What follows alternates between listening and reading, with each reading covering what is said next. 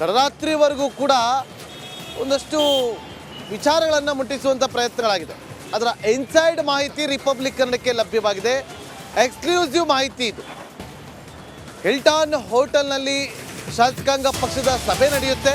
ಆ ಸಭೆಯಲ್ಲಿ ಏನೆಲ್ಲ ಚರ್ಚೆ ಆಯಿತು ಅನ್ನೋದ್ರ ಬಗ್ಗೆ ಇನ್ಸೈಡ್ ಮಾಹಿತಿ ಈಗ ರಿಪಬ್ಲಿಕ್ ಕನ್ನಡಕ್ಕೆ ಲಭ್ಯವಾಗಿದ್ದು, ತಡರಾತ್ರಿ 1 ಗಂಟೆಯವರೆಗೂ ಕೂಡ CLP ಸಭೆ ನಡೆದಿದೆ ಅನ್ನುವ ಮಾಹಿತಿ ಲಭ್ಯವಾಗ್ತಾ ಇದೆ.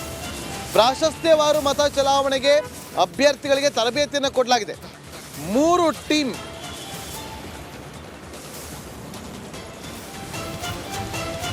ಟೀಮ್ ಶಾಸಕರಿಗೆ ಮತದಾನದ ತರಬೇತಿಯನ್ನ ಕೊಡಲಾಗಿದೆ. ಮೊದಲ ಟೀಮ್ನಿಂದ ಅಜಯ್ ಮಾಕೆನ್ ಮತ ತರಬೇತಿ.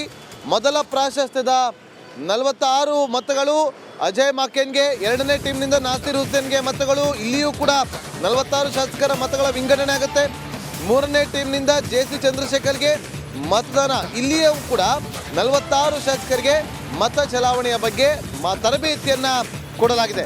ಕ್ಷಣಕ್ಕೂ ಕೂಡ ಎಚ್ಚರಿಕೆ ಹೆಜ್ಜೆಯನ್ನು ಇಡುವಂಥ ಕೆಲಸಗಳಾಗ್ತಾ ಇದೆ. ನೋಡಿ, ಮೊದಲ ಪ್ರಾಶಸ್ತ್ಯ, ಎರಡನೇ ಪ್ರಾಶಸ್ತ್ಯ, ಮೂರನೇ ಪ್ರಾಶಸ್ತ್ಯ ಅಂತೇಳಿ ಬಂದಾಗ ಮೊದಲ ಪ್ರಾಶಸ್ತ್ಯ ಯಾರಿಗಿರುತ್ತೆ? ಅಭ್ಯರ್ಥಿ 1 ಮಾಖೇನ್ ಅಂತ ಇರುತ್ತೆ. ಎರಡನೇ ಪ್ರಾಶಸ್ತ್ಯ ನಾಸಿರ್ ಹುಸೇನ್ಗೆ. ಈ ರೀತಿಯಾಗಿ ಮೊದಲ ಪ್ರಾಶಸ್ತ್ಯದಲ್ಲಿ 46 ಓಟ್ಗಳು ಬರಬೇಕಲ್ಲಿ. ಹೀಗೆ 46 ಓಟ್ಗಳು ಬಂದ ಬಳಿಕ ಅವರು ಗೆಲ್ಲುವಂತ ಆಗುತ್ತೆ. ಮತ್ತೊಂದು ಕಡೆ ಎರಡನೇ ಪ್ರಾಶಸ್ತ್ಯ ಇರೋರಿಗೆ ಅಲ್ಲಿ ಆಗೋದಿಲ್ಲ. ಹಾಗಾಗಿ ಎರಡನೇ ಅಭ್ಯರ್ಥಿ 46 ಮತಗಳು ಮೊದಲ ಪ್ರಾಶಸ್ತ್ಯ ಯಾರಿಗೆ ಸಿಗುತ್ತೋ ಅವ್ರಿಗೆ ಗೆಲುವಾಗುತ್ತೆ. ಎರಡನೇ ಅಭ್ಯರ್ಥಿ ಎಷ್ಟು ಅವ್ರಿಗೆ 46 ಮತಗಳು ಸಿಕ್ಕಿದಾಗ ಎರಡನೇ ಪ್ರಾಶಸ್ತ್ಯದಲ್ಲಿ ಅವ್ರಿಗೂ ಕೂಡ ಗೆಲುವಾಗುತ್ತೆ. ಮೂರನೇ ಅಭ್ಯರ್ಥಿ ಯಾರಿದಾರಲ್ಲ ಅವ್ರು ನೋಡಿ, ಬಸ್ಗಳು ಬರ್ತಾ ಇದೆ. ಈಗ ದೃಶ್ಯಗಳಲ್ಲಿ ಕೂಡ ಗಮನಿಸ್ತಾ ಇದ್ದೀವಿ, 2 ಬಸ್ಗಳು ಬರ್ತಾ ಇದೆ. ಸಾಯಿ ಲಲಿತಾ ಟೂರ್ಸ್ ಅಂಡ್ ಟ್ರಾವೆಲ್ಸ್ನ 2 ಬಸ್ಗಳು ಈಗ ಹೋಟೆಲ್ನ ಒಳಗಡೆ ಹೋಗ್ತಾ ಇರುವಂಥ ಲೈವ್ ದೃಶ್ಯಾವಳಿಯನ್ನು ನೀವೀಗ ಗಮನಿಸ್ತಾ ಇದ್ದೀರಿ. ಸರ್,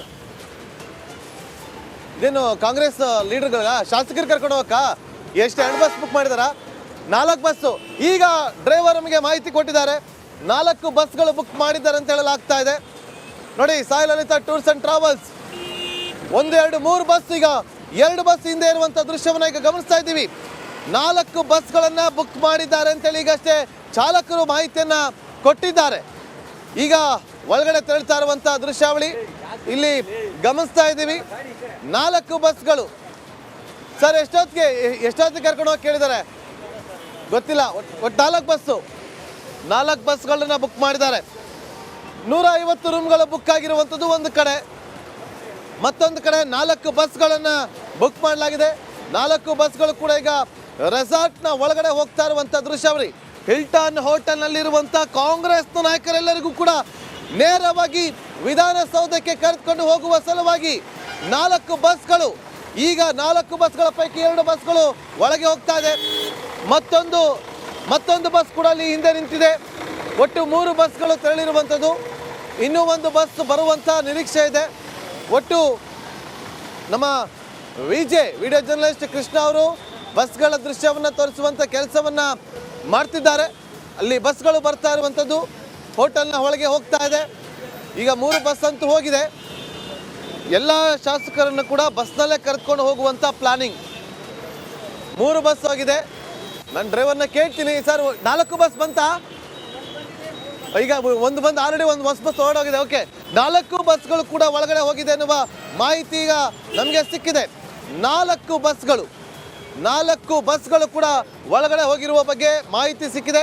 ಬಸ್ಗಳು ಇಲ್ಲಿ ನಿಂತಿರುವಂಥ ದೃಶ್ಯವನ್ನು ಕೂಡ ಇಲ್ಲಿ ಗಮನಿಸ್ತಾ ಇದ್ದೀವಿ. DCM CM ಎಲ್ಲರೂ ಕೂಡ ರಾತ್ರಿ ಇಡೀ ಇಲ್ಲೇ ವಾಸ್ತವ್ಯವನ್ನು ಕೂಡ ಹೂಡಿದ್ದಾರೆ.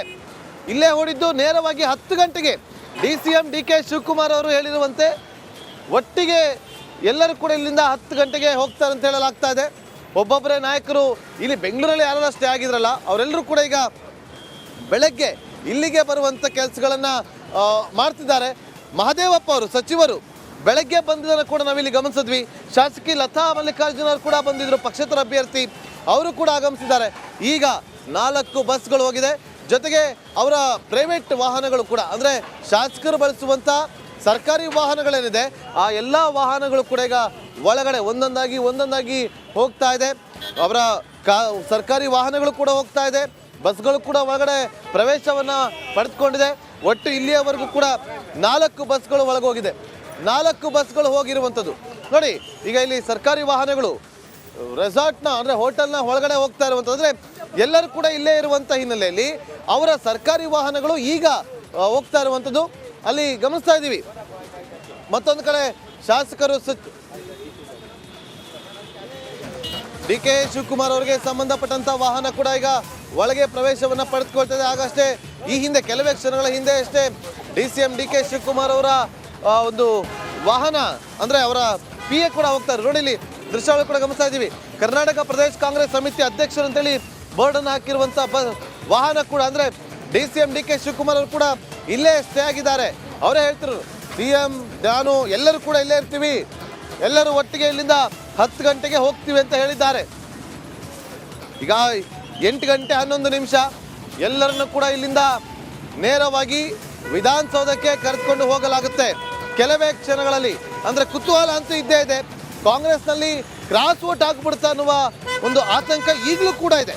ಯಾಕೆಂದರೆ 5ನೇ ಅಭ್ಯರ್ಥಿಯಾಗಿ ಕಣಕ್ಕಿಳಿದಿರುವಂಥ ಕುಪೇಂದ್ರ ರೆಡ್ಡಿ ಅವರು ನಾನು ಗೆದ್ದೇ ಗೆಲ್ತೀನಿ ಕಾದು ನೋಡಿ ಅನ್ನುವ ಒಂದು ಹೇಳಿಕೆ ಇದೆಯಲ್ಲ, ಅಲ್ಲಿ ಏನೋ ಒಂದು ತಂತ್ರಗಾರಿಕೆ ಆಗಿದೆಯಾ, ಏನು ಪ್ಲಾನಿಂಗ್ ಇವ್ರದ್ದು ಅನ್ನುವ ಕುತೂಹಲ ಈಗ ಸಿಗ್ತಾ ಇರುವಂಥ ಮಾಹಿತಿಗಳ ಪ್ರಕಾರ. ನೋಡಿ ರಾತ್ರಿ 1 ಗಂಟೆವರೆಗೂ ಕೂಡ CLP ಮೀಟಿಂಗ್ ಆಗಿದೆ. 1 ಗಂಟೆವರೆಗೂ ಕೂಡ ಅಲ್ಲಿ ಅಭ್ಯರ್ಥಿಗಳಿಗೆ ಮೊದಲ ಪ್ರಾಶಸ್ತ್ಯ, 2ನೇ ಪ್ರಾಶಸ್ತ್ಯ, 3ನೇ ಪ್ರಾಶಸ್ತ್ಯ ಅಂತೇಳಿ ಅಲ್ಲಿ ಮತಗಳನ್ನು ಹಾಕಬೇಕು.